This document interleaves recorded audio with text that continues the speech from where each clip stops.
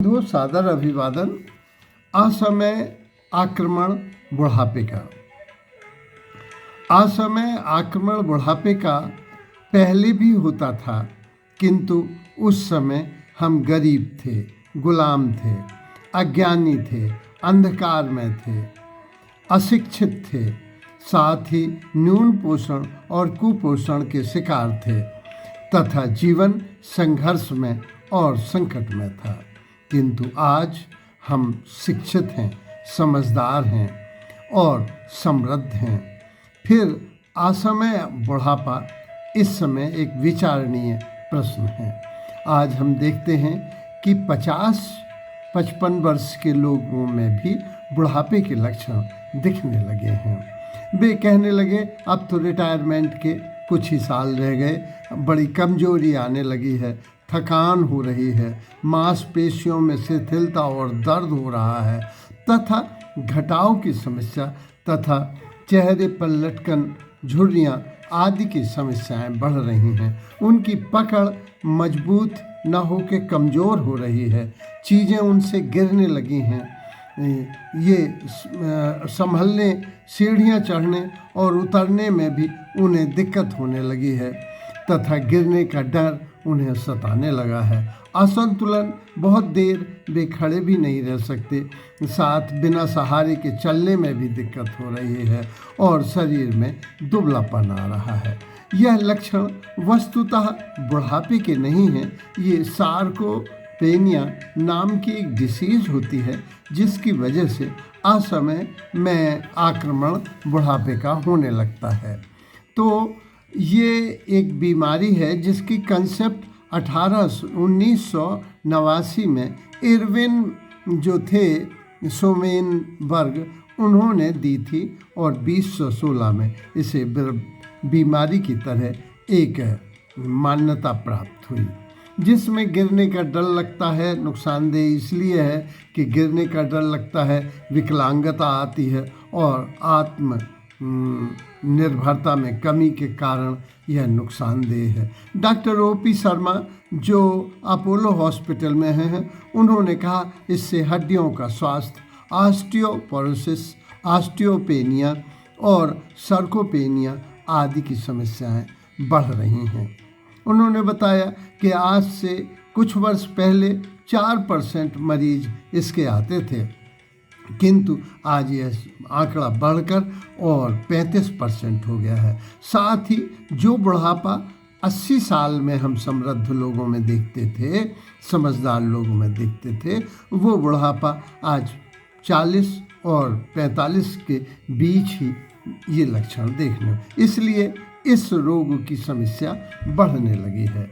वस्तुतः इसका जो प्रमुख कारण है वो है हमारी जो राजधानी मधुमेह की हो गई है और हमारी जीवन शैली बदल गई है, साथ ही हमने भोजन पर भी ध्यान नहीं दिया है। तो मधुमेह वस्तुतः भोजन, जीवन शैली से जुड़ा हुआ है। ये टाइप 1 और टाइप 2 दो प्रकार की होती है। टाइप 1 में इंसुलिन कम हो जाता है, परिणाम स्वरूप मांसपेशियों की क्षति होती है, उन्हें नुकसान होता है, वसा की न्यूनता आ जाती है त्वचा के नीचे और ऊतकों के निर्माण में नुकसान होता है और बाधा खड़ी होती है। टाइप 2 में इंसुलिन ज़्यादा हो जाता है जिसकी वजह से असंतुलन आता है और चय अपचय में बाधा आती है, मांसपेशियों को नुकसान पहुंचता है और इसकी कमी से शिथिलता और अवसाद का जन्म होता है जो सार्कोपेनिया रोग की वृद्धि में सहायक होता है।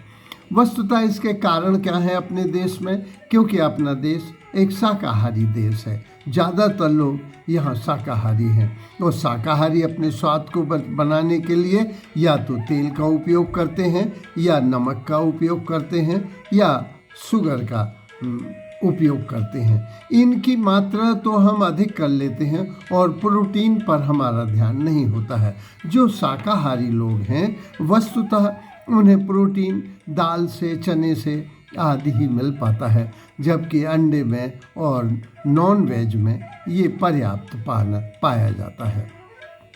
इसलिए शाकाहारियों में ये समस्या ज़्यादा देखने को मिलती है। तो उनको चाहिए कि वो अगर एक्टेरियन हो जाते हैं तो कोई बुराई नहीं है, तथा प्रोटीन का विशेष ध्यान रखें। आज के होटल नमक इतना ज़्यादा दे रहे हैं कि जो 4 ग्राम नमक प्रतिदिन खाना चाहिए, तो आज 26 ग्राम नमक हमारे नाश्ते में, गोभी मंचूरियन में ही इतना नमक हो जाता है कि वो 26 ग्राम नमक हमें नाश्ते में ही सहज उपलब्ध हो जाता है। तो हम देखते हैं कि आज हमारा खाना जो फाइबर युक्त नहीं है उसके भी परिणाम स्वरूप ही आ जाता है। तो सुबह हमें दाल और शाम को दाल लेना चाहिए तथा दूध का 1 गिलास सेवन करना चाहिए, खासकर महिलाओं को, क्योंकि उनमें कैल्शियम की और ज़्यादा डिफिशियंसी हो जाती है। प्रोटीन के संदर्भ में है कि प्रोटीन वृद्धि में सहायक है, इसलिए ये जितने ग्राम प्रोटीन की आवश्यकता होती है, जितने किलो का बॉडी वेट होता है, उतने ग्राम प्रोटीन की आवश्यकता स्वीकारी गई थी। लेकिन अभी नए शोधों में आया है कि उससे भी हमें 20 ग्राम ज़्यादा लेना चाहिए। यदि हम 60 किलो के हैं तो हमको 60 ग्राम लेना चाहिए और 5-10 ग्राम और ज़्यादा प्रतिदिन लेना चाहिए। तो भोजन हमको विशेष ध्यान देना चाहिए। फिर है नींद वस्तुतः ये भोजन से ऊर्जा मिलती है, नींद से संचित होती है और व्यायाम से जागृत होती है, तथा आध्यात्मिक टच होने से ऊर्जा का ऊर्ध्वगमन होता है। तो इस समय रिपेयर करती है बॉडी, मांसपेशियों को जो टूट फूट होती है उनका संशोधन होता है। इसलिए 7 घंटे की नींद होना चाहिए। नींद समय पर हो और बायोलॉजी क्लॉक के अनुसार एक निश्चित स्थान पर हो, समय पर जगें, सोएं तो निश्चित ही। फिर इसके बाद जो व्यायाम है, वस्तुतः हम बुढ़ापे की वजह से कमजोरी को प्राप्त नहीं करते हैं, हम कमजोरी की वजह से बुढ़ापा महसूस करते हैं। तो कोई ये कहे कि एजिंग के अनुसार कैलेंडर एज, आज एज 3 तरह की हैं। एक कैलेंडर एज है, दूसरी एज जो आपकी सेल्स की एज है, हड्डियों की एज है, आँखों की उम्र है, तीसरी जैसा आप महसूस करते हैं।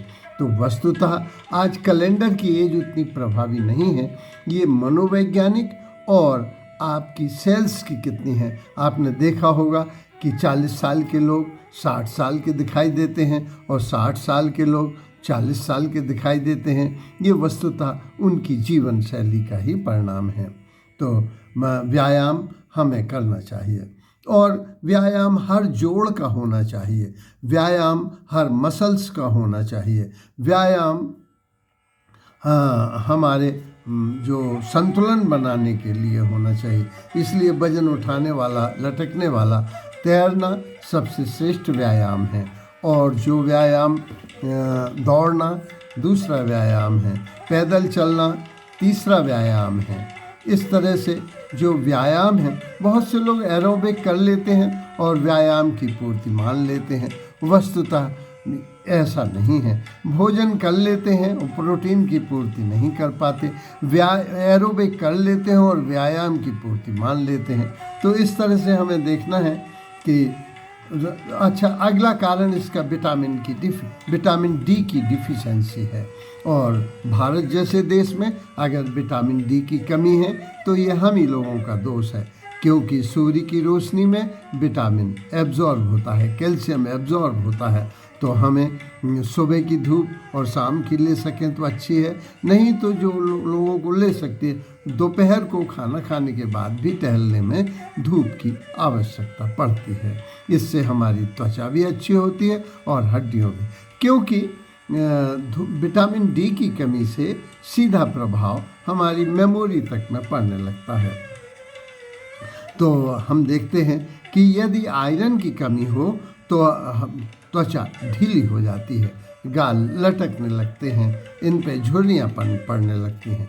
यदि कैल्शियम की कमी हो तो हड्डियों की कमी हो जाती है, और प्रोटीन की कमी हो तो त्वचा को बड़ा नुकसान पहुंचता है, और वसा ना हो तो चमक चेहरे की चली जाती है।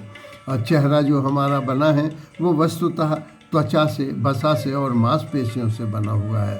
तो हम लोगों को हर चीज़ की आवश्यकता है, इसलिए मांसपेशियों को मजबूत बनाने के लिए व्यायाम बहुत ज़रूरी है। वस्तुतः ये अवसाद, इसके कारण मूलतः अगर खोजें तो अवसाद है। और ऐसा एक विशेष सर्कल तैयार होता है कि अवसाद से शारीरिक और मानसिक शिथिलता आती है, और शिथिलता से सामाजिक अलगाव होता है, और अलगाव से मांसपेशियां शिथिल होती हैं, और सार्कोपेनिया का रोग की वृद्धि होती है। तो हम देखते हैं कि इसके सलूशन यही है, व्यायाम, लचीलापन बढ़ाएं, जोड़ों को खोलें, हमको फ्लेक्सिबिलिटी होना चाहिए। स्टफनेस तो मृत्यु का द्योतक है।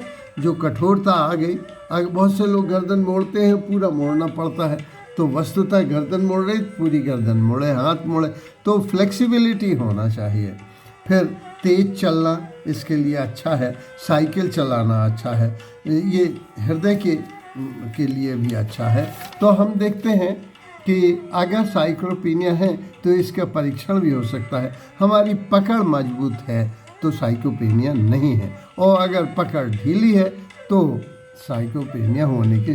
कुर्सी पर यदि हम 5 सेकंड में 5 बार बैठ लेते हैं तो हमारा पर सेकंड बैठक होनी चाहिए, तो साइक्लोपीनिया नहीं है। चलने की गति यदि तेज है, 1 सेंटीमीटर पर मीटर है, तो हमें साइक्लोपीनिया नहीं है।